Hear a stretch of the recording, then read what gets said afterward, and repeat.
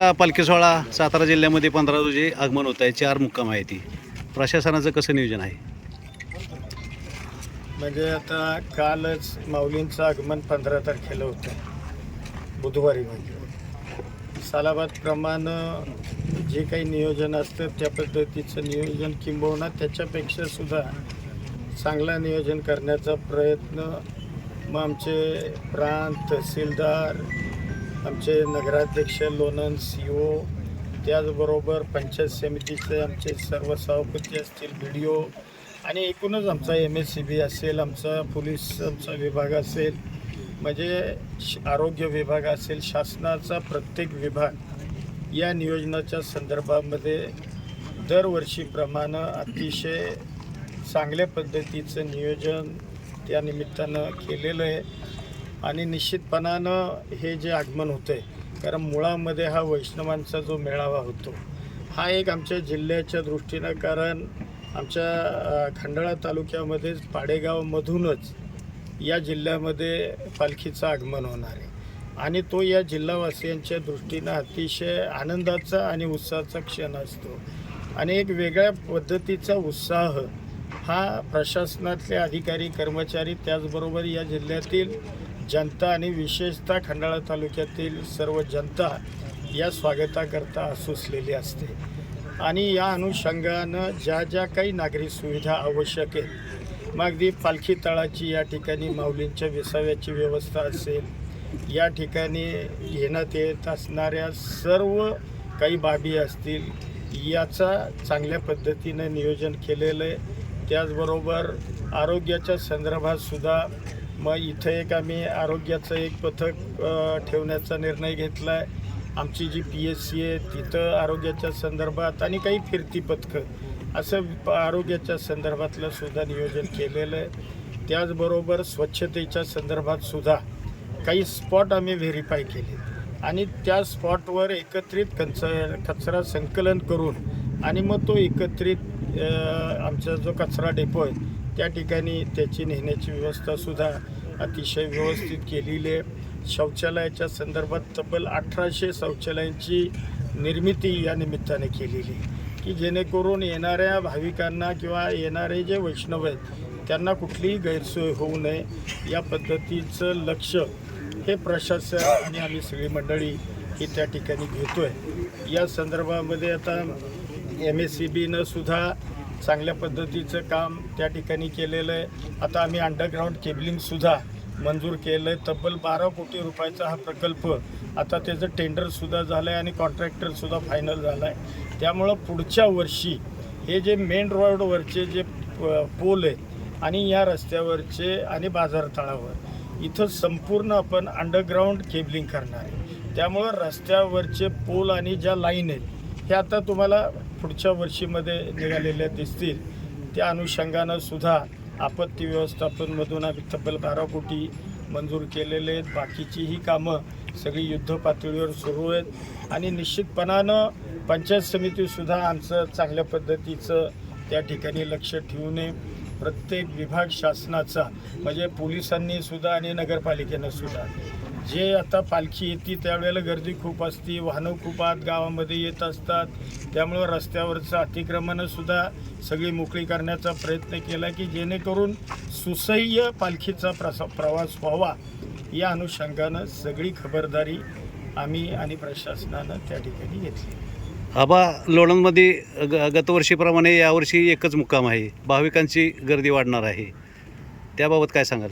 नाही, निश्चितच, कारण जनरली साधारण 2 दिवसाचा मुक्काम लोणंदला असतो, परंतु या वेळेला एकच मुक्काम आहे. त्यामुळं साहजिकच आहे, कारण अगदी कोल्हापूरपासूनचे लोक किंवा कोकणातली सुद्धा लोक माऊलींचं दर्शन घ्यायला लोणंद त्यांना जवळ पडतं. त्यामुळं लोणंदला ही बाहेरची सगळी मंडळी आणि जिल्ह्यातले सगळे भाविक हे शक्यतो लोणंदला येतात. त्यामुळं स्वाभाविक आहे गर्दीचं नियोजनसुद्धा पोलीस प्रशासनानं आणि नगरपंचायतीनं व्यवस्थित केलेलं आहे आणि त्या अनुषंगानं निश्चितपणानं व्यवस्थित सगळं सुरळीत पार पडेल. आबा, माऊलींचं आगमन सातारा जिल्ह्यामध्ये होत असतानाच पाऊसही सांगितला आहे, त्याबाबत कसं नियोजन केलं आहे? नाही, आता मी त्या खात्याचा मंत्री आहे आणि पाऊस काही येईल अशी परिस्थिती नाही. कारण जो हवामान विभागानं जो अंदाज व्यक्त केला होता 9-10 तारखेपर्यंतचा होता पावसाचा, आणि आपण बघतोय त्या पद्धतीनं जेव्हा त्यांनी पाऊस पडणार सांगितलं त्यावेळेला पाऊस पडलेला असेल. जेव्हा आपल्या हवामान विभागानं पाऊस नाही पडणार सांगितले, तुम्ही बघा 10 तारखेपासून हे पावसानं उघडीप संपूर्ण राज्यभर दिली. त्यामुळं मला काही वाटत नाही की पावसाचं काही आगमन होईल आणि त्यानिमित्ताने काही वेगळी व्यवस्था करावी लागेल. आणि जरी तसं काही घडलं तरी ती सुद्धा व्यवस्था आम्ही केलेली आहे. आबा, दिवसेंदिवस माऊलींचा पालखी सोहळा वाढत चालला आहे. आपण लोणंद नगरपंचायतीने प्रस्तावित DP-मध्ये 25 एकराचा जो आरक्षित केलेला आहे नवीन पालखी तळासाठी, त्याबाबत त्याच्यावरही कार्यवाही सुरू आहे. कारण जो पालखी तळ करायचा त्याच वेळेला जे पालखीचे आपल्या विश्वस्त मंडळी आहे त्यांच्या सल्ल्यानं तो पालखी तळ हा जागा असेल तो सगळा व्यवस्थित डेव्हलप करावा लागतो. त्या पद्धतीनं आमची पावलं प्रशासनाची चालू आहे. आबा, लोणंदला खरं तर रिंग रोडची गरज आहे, कारण वाहतुकीची समस्या फार मोठी आहे. पालखी सोहळाच्या दरम्यान तर अगोदर आहे, नंतर होते, पण वर्षभर सुद्धा रिंग रोडची आवश्यकता आहे. नाही, आपण म्हणताय ते खरं आहे. म्हणजे एक तर मुळामध्ये हा मेन जो रोड आहे तो आम्ही आता रुंद करतोय, आलं का लक्षात? तो रुंद करतोय, त्याच्यावरचे आम्ही पूलसुद्धा हटवतोय. त्यामुळं गावातला जो रस्ता आहे की जेणेकरून ट्रॅफिकला जी अडचण होती ती अडचण, तो व्यत्यय आम्ही दूर करण्याचा प्रयत्न हा रस्ता मोठा करून करतोय. हा भाग झाला एक. भाग नंबर 2, जे बाहेर जाणारी वाहनं आहे आणि जे लोणंदच्या किंवा इतर भागातून येणारे लोक आहेत त्यांना शहरामध्ये न येता परस्पर जर रिंग रोडची निर्मिती केली तर त्यांना आपल्या इप्सित ठिकाणी व्यवस्थित जाता येईल. याकरता रिंग रोडचा सुद्धा DPR आता फायनल करण्याचं चाललं आहे. नॅशनल हायवे या अनुषंगानं काम करते. आता माझं अधिवेशन होतं, मला त्या अधिकाऱ्यांचा फोनही आला होता, म्हणजे प्रोजेक्ट डायरेक्टरांचा, आणि त्यांना मी सांगितलं की अधिवेशन झालं की आपण बसू आणि एकदा लोणंदचा जो रिंग रोड आहे तो आपण एकदा त्याचा DPR बघून कसा आवश्यक आहे, काय करणं आवश्यक आहे, ते सगळं करून रिंग रोडचं सुद्धा भविष्यामध्ये आम्ही त्याला मान्यता घेऊ. माऊलींच्या सोहळ्याच्या स्वागताची प्रशासनाची पूर्ण तयारी झालेली, निश्चित झाली. आता काही 2च दिवस राहिलेत, परवाच्या दिवशी बुधवारीच आता, परंतु आता अंतिम बऱ्यापैकी स्वरूप आता सगळ्या कामांना आलेलं आहे. ओके. आणि दिंड्यांची काळजी ही निश्चितपणानं घेणार आहोत. आबा, खरं तर आता तुम्ही सांगितलं की अंडरग्राऊंड पोल होणार आहेत, येणे जायचा रस्ता वाढतोय, त्याचबरोबर 24/7 किंवा पाणी पुरवठ्याची लाईन बी होती. या तिघांची एकत्रित बैठक घेऊन आपण जर याविषयी नियोजन केलं तर मग भविष्यामध्ये रस्ता होईल, परत ड्रेनेजला खाणलं जाईल, पोलला खाणलं जाईल. याबाबत बरोबर आहे. निश्चितपणानं या चारही विभागांची एकत्रित बैठक घेऊन, कारण हे 4ही विभाग जर समन्वयानं काम केलं तर तुम्हाला जो प्रश्न उपस्थित होतोय किंवा जो प्रश्न भविष्यात निघू शकतो तो प्रश्न उपस्थित राहणार नाही याची 100% खबरदारी घेऊ. ओके.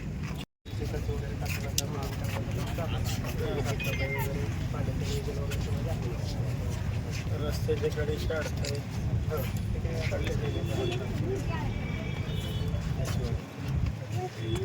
ड्रेनेज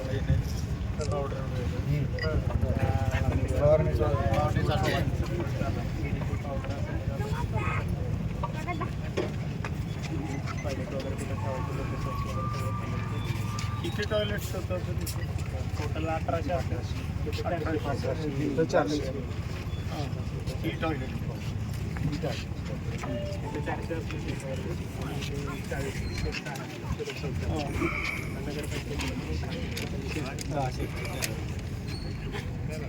बाकी परिसर लोणात पाडेगावमध्ये आपण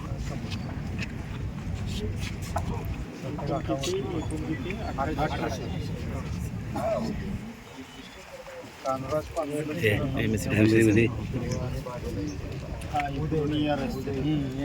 त्यालाही 50 आपण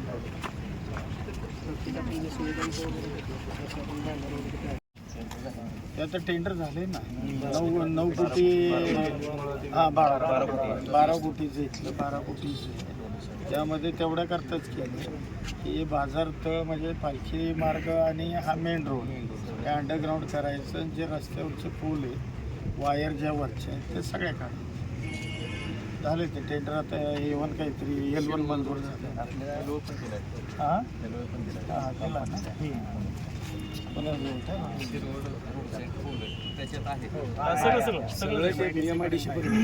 आपला मुख्य रस्ता आहे सातारा तो आता तुम्ही बघितलं MSC नाही आता ते अंडरग्राऊंड फुटून आपण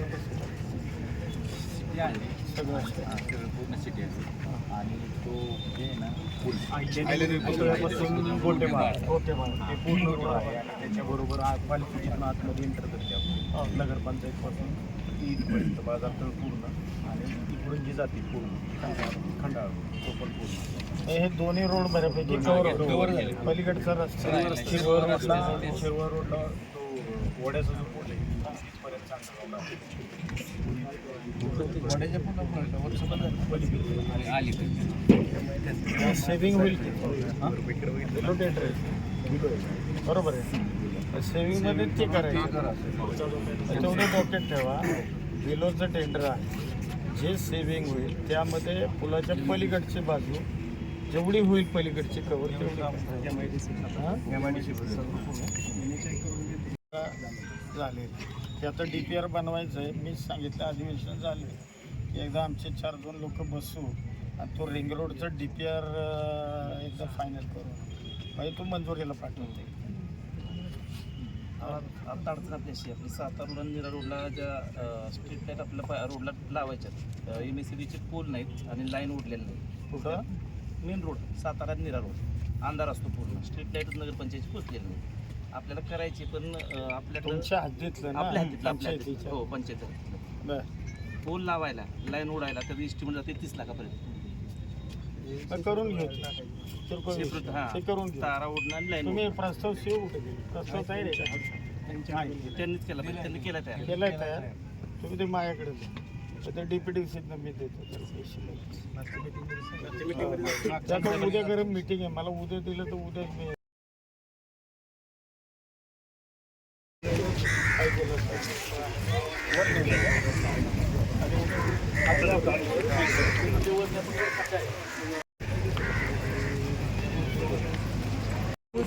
नाही ते काय कॅन्सल केलं